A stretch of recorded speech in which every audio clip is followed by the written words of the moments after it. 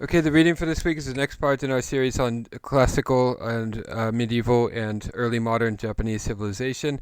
Today we will be reading excerpts from the 17-Article Injunction of Asakura Toshikage. And Asakura Toshikage, born 1428, died 1481. So look at your chronology and figure out where that is, 1428. So this is in the Ashikaga / Muromachi period, which is from 1336 to 1573. And within that Ashikaga / Muromachi period, we have the Sengoku Jidai, which begins in 1467 and continues through the end of the Ashikaga Muromachi period into the period of unification, it's often called, which is from 1568 to 1598.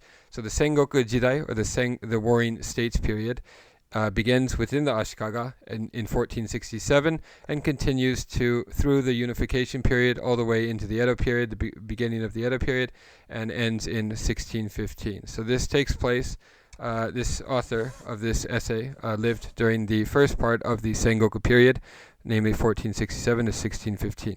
If you haven't memorized the dates for these major Japanese periods, do so immediately, and because I refer to them constantly in these lectures. Alright, so this is Asakura Toshikage. He was a daimyo of the Echizen area, which is one of the old provinces, or kuni, on the Japan Sea, or Nihonkai coastline. And daimyo, underline this word, this is a sort of vassal lord, or feudal lord, that featured prominently in Japanese society from the 12th century all the way through the fall of the Tokugawa Shogunate. Okay, so in shogunal Japan from 12th century all the way to the 19th century, the daimyos were regional feudal lords that would often hire their own armies to protect their enormous estates and their property and so forth. And they're basically warlords, although in the Tokugawa period, of course, there weren't any wars. It was a period of peace, but they still existed as very powerful figures in the provinces, in the regions. Okay, so Asakura Toshikage is one of the daimyo of the Echizen province, and like many of the lords of the Sengoku, or Warring States period, Asakura endeavored to strengthen his domain administratively as well as militarily. And I should note that the daimyo position or status emerged from the shugo. Okay, so we'll discuss this more in class, but we have the emergence of the shugo during the Kamakura period, and the shugo class of people eventually evolved into the daimyo. Okay, and by the way, the kanji for daimyo, I'll include it in the description below. Big name, daimyo, daime, is the kanji. Toward this end, okay, the end of strengthening his domain not only militarily but administratively, toward this end he wrote a 17-article house law, a nod, no doubt, to the constitution of Prince Shotoku. So Prince Shotoku is the sort of semi-legendary prince who lived in the 6th century, I think. I'll put a note to some more information about Shotoku Taishi, or Prince Shotoku, in the description below. But he wrote this famous 17-article constitution. So Asakura Toshikage models this 17-article injunction on Prince Shotoku's 17-article constitution, and which he wrote for the benefit of his successor. This document, produced around 1480, suggests the extent to which the systematization of governmental structures was progressing on the level of the domain, even as the nation lacked any form of effective central authority. Okay.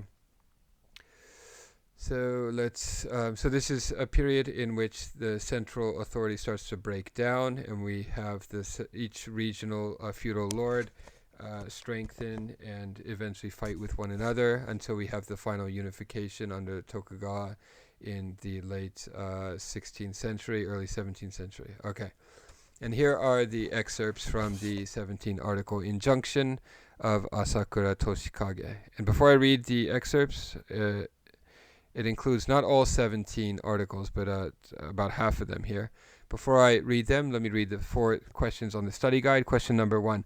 Why do you think this daimyo Asakura Toshikage wrote this house law? What is his motivation? Simple, straightforward question. You can answer it, and then we'll confirm the answers in class. Question number 2. What philosophical or religious influences can you find in this text? Does Asakura draw on Confucian thought, on Buddhist thought? Explain. Okay. So remember, this is before the Tokugawa period, so before the importation of Neo-Confucian thought, but there's still Confucian thought kind of floating around in the air at the time. Do you sense any Confucian ideas in this, or are Buddhist ideas more prominent? And we'll discuss this in class. Question number 3. What is the significance of Asakura's instructions regarding no performers? So no drama, no theater is mentioned here. What does he say about them, and what is the significance of his instructions regarding the no performers? In question 4, what insight does this document give you on the responsibilities and worries of a daimyo lord in the Sengoku period? Okay, so the daimyo lord, what is his life? What can you infer about his life and his responsibilities and his duties and his concerns from reading these articles? Okay, so here are the articles. 17-Article Injunction of Asakura Toshikage. Article 2. Do not give a command post or an administrative position to anyone who lacks ability, even if his family has served the Asakura family for generations. So there's a sense of meritocracy here. It's not just based on birth. Article 3. Post intelligence agents, or metsuke as they are called, in both near and distant provinces, even if the world may be at peace. So just to be safe, always play on the safe side. In so doing, you can spy on the conditions of these domains without interruption.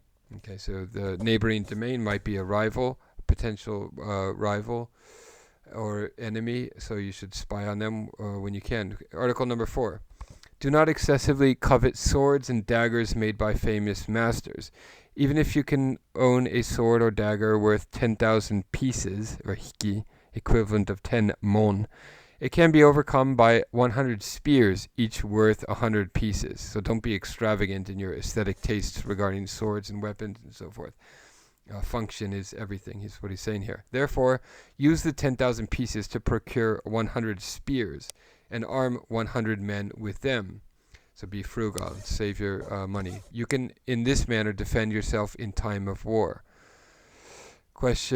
Article number 5. Refrain from frequently bringing from Kyoto actors of the 4 schools of no drama. Okay, and the 4 schools are Konparu, Kanze, Hōshō, and Kita, for performances. So refrain from bringing them to your domain, to your property frequently. Just do it only rarely. Instead, use the money needed for that purpose to select talented local actors of Sarugaku and train them in the basic elements of no shimai for the perpetual enjoyment of this province. Okay, so don't worry about bringing fancy, cultivated actors from Kyoto to entertain you and your kin. Suffice with the local Sarugaku actors. And I'll put a note about Sarugaku in the description below. We'll discuss the Sarugaku is of course the origin of the No theater, but it's sort of a rough or more provincial version of the No plays. We'll discuss that in class. Article 13. Regrettable is the practice of selecting an auspicious day or considering a lucky direction in order to win a battle or take a castle, and even shift the time and date accordingly. No matter how auspicious the day may be, if you set sail your boat in a storm or confront a great host alone, your effort will come to naught. No matter how inauspicious the day may be, if you can discern between truth and falsehood, prepare for orthodox and surprise attacks secretly, be flexible in all situations, and depend on a good stratagem, then your victory is assured. Okay, so he's giving advice for emerging victorious in battle, which is very important because this is the middle of the Sengoku Jidai, the Warring States period. Part 14, Article 14. 3 times a year, select men of ability and honesty and spend them on inspection tours of the province. They must listen to the views of the common people and farmers, and collect information concerning incidents of misgovernment. It will also be advisable for you yourself to go on an inspection tour, provided you wear a light disguise. Okay. So there's a tendency among daimyo to forget about the people who live in your province, to forget about the common people, the peasants and so forth, and neglect their needs, and make sure you don't do that, is what he's saying here. Article 15. Do not permit any castle other than that of the Asakura to be built in this province. Move all high-ranking retainers without exception to Ichijō-gata-ni, the Asakura castle. Permit their deputies, their daikan, and lower officials, the gesu or shitazukasa, to remain in their districts and villages in order to measure their estates, is what he means there.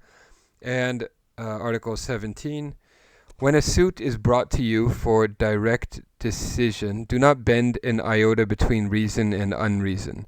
If you hear that an official has acted arbitrarily for private gain and that fact is well established, you must impose the same penalty on the offending official which was originally meted out to the losing party by him. If you can govern your own domain judiciously and compassionately, there is no need to fear whatever mischief might be committed by the lawless bands of warriors from other domains. Okay, so there seems to be some sort of Confucian overtones here about governing your domain fairly and compassionately and judiciously. If a rumor is spread that there exists in your domain favoritism and unfair discrimination, and that rules and behavior codes are violated, so I think the original might have the word li here or something, deigi, something similar there. Confucian virtues are implied here. Are violated, other domains may intervene in your affairs. Okay, so he doesn't mention Confucius specifically, explicitly there, but you can hear sort of echoes of Confucian ideas in that last article of this piece. Okay, that's the end of these excerpts from the 17-article injunction of Asakura Toshikage. And this assignment gives us a good opportunity to discuss more about the Sengoku Jidai and the sort of historical and social background, and we will do so in class. That is all for now. I will see you then. Goodbye.